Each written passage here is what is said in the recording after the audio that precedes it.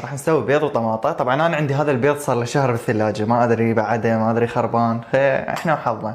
المهم خلي اكمل الطماطة. يابا هاي طماطايا وبيضتين. نقشر الطماطايا ونفرمها كلش بس زين. نشوف البيض، انا اشك بالبيض انه خربان. بسم الله، نطق اول بيضة. خربان. تغيرت الخطة لغى البيض.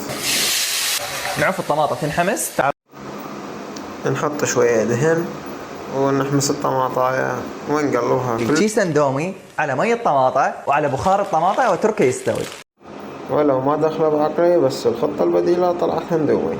اللي اخلي اندومي على مي الطماطة، بعدين نشوف شلون يصير. احسه يحتاج شوية مي حتى ينطيني بخار هواية. الصراحة اغطيه وتركه نفتح كيس الملح ونضيفه، نضيف له مي، بعدين على شباكات تروحه ونغطي، نخليه مدة دقيقتين وراها نشيكه، خاف يحتاج مي. اعطيكم رأيي بكل صراحة، ريحتها هي والله تبشر بخير. نشيلها ويا الطماطة اللاجعة. بسم الله. والله طيبة، كلش طيبة. هسه صار وقت التقييم، بكل صراحة راح أعطيكم رأيي. أول شي الطعم والريحة كلش حلوة، نجربها. نجرب لقمة ثانية، الأولى ما حسيت بها، الطعم الثاني تبين. هاي الثانية